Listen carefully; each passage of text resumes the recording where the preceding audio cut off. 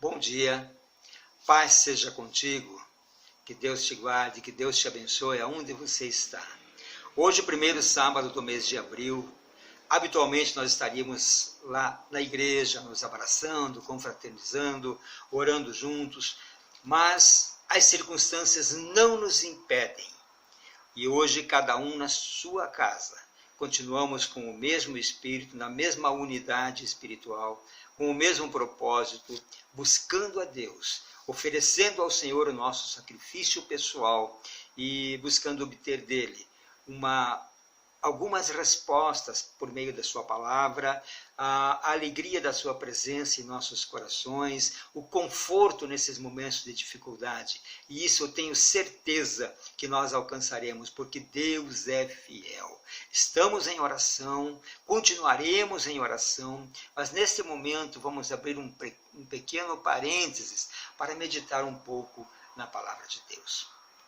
Eu quero conversar com você nesta manhã sobre um trecho da palavra de Deus que me parece tem muito a ver com aquilo que nós estamos vivendo neste momento. Porque essa situação que nós estamos vivendo não é uma situação inédita.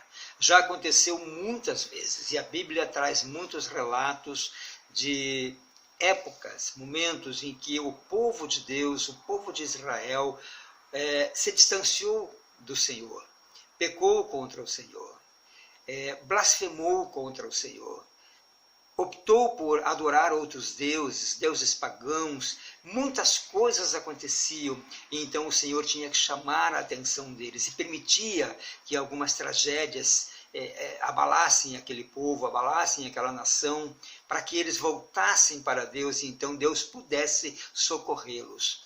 E em todas as ocasiões nós vamos verificar que Deus sempre levantou alguém, um rei, um juiz, um profeta, alguém que pudesse trazer uma palavra de conforto e mudar o comportamento daquela gente para que Deus pudesse voltar a abençoá-los e apartar deles a maldição que eles mesmos atraíam sobre si. Talvez seja um caso semelhante que acontece conosco hoje.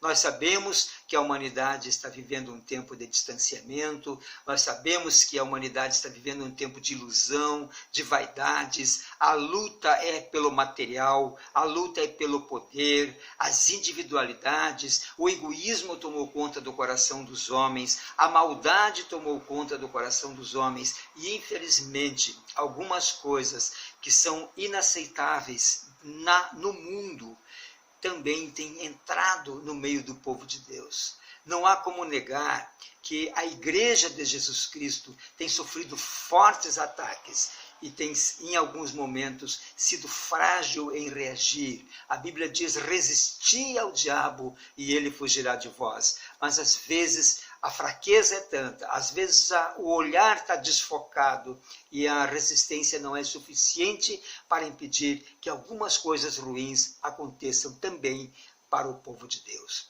Mas sempre há oportunidade de remissão, sempre Deus deu e continua dando oportunidade de arrependimento. E eu penso que nesse momento nós estamos vivendo algo semelhante a isso.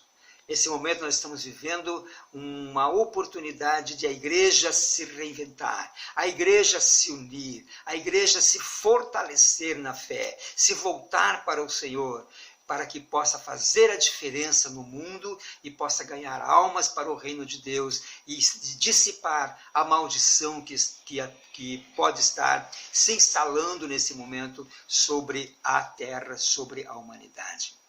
Eu quero comentar nesta manhã uma história que está registrada lá no livro de Reis, segundo livro de Reis, no capítulo 22. Eu quero tomar aqui um versículo apenas como ponto de partida para a nossa reflexão e depois nós vamos desenvolver um pouco o raciocínio, revivendo momentos, revisitando essa história desse reinado do rei Josias, que foi um rei íntegro, um rei que temia ao Senhor e por isso ele trouxe benefícios para a sua nação. Mas eu quero partir desse versículo, o versículo 8, que diz assim: Então disse o sumo sacerdote Ilquias ao escrivão Safã: achei o livro da lei na casa do Senhor. E o guias entregou o livro a Safã e este o leu. A primeira coisa que me chama a atenção nesse versículo é que o livro da lei de Deus estava perdido dentro da casa do Senhor. Segura essa imagem, segura essa ideia no seu coração. Eu quero falar um pouquinho sobre o rei Josias. O rei Josias assomou ao trono num momento de grande perplexidade, num momento de grande dificuldade. Aquele reinado, aquele povo, aquela nação estava debaixo de fortes ataques do inimigo, estava debaixo de muita maldição, porque os antecessores de Josias, o seu avô, o seu pai, tinham sido reis ímpios que afrontaram, que desonraram ao Senhor. Podemos citar os dois imediatamente anteriores, o seu avô Manassés, que foi um rei perverso, um rei que destruiu os altares de adoração a Deus, um rei que trabalhou contra a vontade de Deus naquela nação, que imprimiu naquela nação um comportamento de desonra e de profanação de tudo aquilo que aquele povo tinha aprendido em relação ao seu Deus. E aquela nação foi induzida a servir a outros deuses, a deuses pagãos, e mergulhou no pecado. Por essa razão, Manassés foi uma maldição para aquela nação. Mas Manassés morreu e assumiu o trono o seu filho Amon, que também seguiu na mesma linha. Amon também foi um adversário de Deus. Amon também foi alguém que instruiu o seu povo de forma equivocada. Amon também foi um homem que desonrou e que afrontou a Deus. Por essa razão, o seu reinado se corrompeu. Havia tantos conflitos, havia tantas discordâncias, inimizades, confusões dentro do reino de Amon, dentro do reino de Israel, no tempo de Amon, que o próprio Amon acabou morrendo assassinado. Uma morte triste, uma morte terrível. E por essa razão, naquele momento, assumiu o trono o rei Josias. Mas ele era apenas uma criança inexperiente, com apenas 8 anos de idade. Porém, Deus viu naquela criança, naquele menino, um coração puro. E Deus começou a orientar de forma diferente aquela criança. E aquela criança passou a ser alguém, à medida que foi crescendo, o seu reinado começou a buscar novamente a santificação daquela nação, a purificação daquela terra. E ele então decide que aquela terra tem que ser purificada, que aquela terra tem que ser reconstruída, tem que ser refeita. O comportamento daquela nação precisava ser remodelado segundo o modelo de Deus. Mas ele não sabia muito das coisas. Isso era uma intuição do seu coração. E ele então começa pela reforma, pela restauração do templo que estava em ruínas. Então ele chama o sacerdote que era encarregado das finanças, aquele que recebia as doações, os dízimos, as ofertas, e vê a quantidade de dinheiro que tinha. Então ele ordena que aquilo seja investido na restauração do templo, na reedificação do templo, e que fossem contratados trabalhadores, que fossem contratadas pessoas, que fossem regiamente pagas, mas que o templo fosse reconstruído, porque ele acreditava que no templo haveria de voltar a adoração ao verdadeiro Deus. Isso honrou, alegrou o coração de Deus. E olha o que acontece. Quando eles começam a obra de restauração do templo, o que eles encontram? No meio dos guardados, no meio daquelas prateleiras ou gavetas empoeiradas, acharam ali o livro da lei de Deus, que estava perdido, que estava abandonado e esquecido em algum canto dentro da própria casa do Senhor. Isso nos faz pensar que talvez nós tenhamos também errado em algum momento, que certamente a geração presente tem falhado com o Senhor, porque nós fomos chamados para ser servos de Deus, nós fomos chamados para ser templos do Espírito Santo, e muitos têm perdido a lei de Deus em algum canto dos seus corações, e as vaidades do mundo, talvez os sonhos de poder, os sonhos de riqueza, os sonhos de coisas ilusórias estejam sufocando em algum canto do coração aquilo que era precioso, e Deus está tentando despertar nesse momento para que seja encontrado esse livro e para que esses preceitos, essas normas, essas regras de Deus sejam retomadas no caminho de muitas vidas. E é o que Josias faz. Então ele ordena que seja restabelecido aquele templo, e Deus se alegra com isso. E ele então lê também, ele toma conhecimento do que está naquela lei, e o coração dele se entristece, porque ele percebe o quanto aquele povo tinha se distanciado, o quanto aquele povo estava em pecado diante de Deus. E então ele chama aquela nação, ele chama todos e conclama para buscarem a Deus. Ele se veste de sacos, ele começa a orar e a clamar pela sua nação. Nós vamos observar que no capítulo 23, já no capítulo seguinte, deu ordens, o próprio rei deu ordens a todos os anciãos de Judá e de Jerusalém para se ajuntarem a ele. E o rei subiu à casa do Senhor, e com ele todos os homens de Judá, todos os moradores de Jerusalém, os sacerdotes, os profetas e todo o povo, desde o menor até o maior. E leu diante dele todas as palavras do livro da aliança que fora encontrado na casa do Senhor.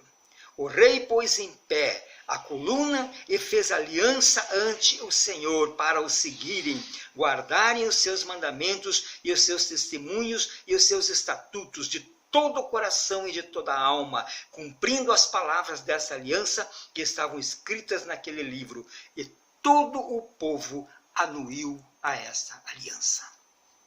Que coisa linda esse rei fez!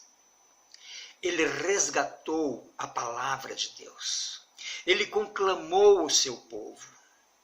Ele leu para eles, ele esclareceu para eles onde estavam os seus erros. E a partir daí, o povo concordou, o povo entendeu, e houve uma grande transformação. E então, se você ler o resto da história, você vai perceber que ele mandou destruir os altares de idolatria, mandou destruir os altares a deuses pagãos, e ordenou novamente a adoração ao único Deus, ao Deus poderoso que havia resgatado Israel, que havia resgatado o seu povo da escravidão, que havia conduzido até ali, e que esse devia ser o único Senhor. Veja que nós estamos vivendo uma situação talvez muito semelhante. E nós precisamos olhar para dentro de nós mesmos, como igreja do Senhor, como nação abençoada, e ver em que nós temos falhado. E observar que Deus está levantando pessoas. Nós estamos hoje, vimos também da mesma forma, de alguns governos profanos, que jogaram no lixo os valores morais da nossa sociedade. Governos que corromperam os valores da família, que corromperam a adoração, que têm lutado contra a pregação do Evangelho, governos que têm disseminado a libertinagem, as imoralidades, e a nossa nação veio pouco a pouco se adaptando, concordando com essas coisas, achando que estava tudo bem, e chegou um momento em que Deus precisou, e Deus está chamando a atenção da nossa nação. Mas observemos também que houve uma mudança no comando da nossa nação. Deus levantou um homem que tem na sua boca a palavra do Senhor, que tem na sua boca um clamor. Eu não estou aqui defendendo ninguém, não quero citar nomes, eu não estou fazendo política, mas eu estou te convidando a refletir sobre isso. Temos hoje alguém, Temos hoje um governo que está lutando pela liberdade de nós pregarmos a palavra de Deus, por manter essa liberdade, que está lutando para que as igrejas sejam reabertas, que está lutando para que os valores morais da sociedade sejam restabelecidos, que os valores morais da família sejam mantidos, sejam preservados, está lutando contra a corrupção generalizada que tomou conta desse país, e a luta tem sido ferrenha. Muitas pessoas têm se levantado contra ele, agentes do mal, que querem que as coisas continuem ruins, que querem que a idolatria, querem que a banalidade, que querem que o materialismo continue imperando e o nome de Deus não seja glorificado. Mas nós, como igreja do Senhor, precisamos entender isso. E assim como aquele povo ali da cidade, do reino de Samaria, uniu-se ao seu rei e clamou ao Senhor e elevou uma palavra de oração e anuiu ao chamado daquele rei, então o Senhor ouviu, e o Senhor salvou aquela nação, e o Senhor restaurou aquela nação. O Senhor derramou graça, derramou perdão e recompôs a aliança que tinha sido quebrada com aquele povo. Esse é o momento em que nós, que temos o privilégio de conhecer essas coisas, chegarmos diante do nosso Deus e dizer: Senhor, é nosso papel, é nossa responsabilidade como igreja. Por isso nós estamos aqui nesta manhã, por isso nós temos orado, por isso nós temos, apesar de não podermos estar na igreja, a palavra de Deus tem sido disseminada em todos os dias de culto, tem sido enviado pela internet, pelos meios de comunicação, pelas redes sociais, para que o povo esteja unido, para que a igreja continue unida e forte. E esse tem sido o nosso propósito, e eu quero que isso entre no teu coração.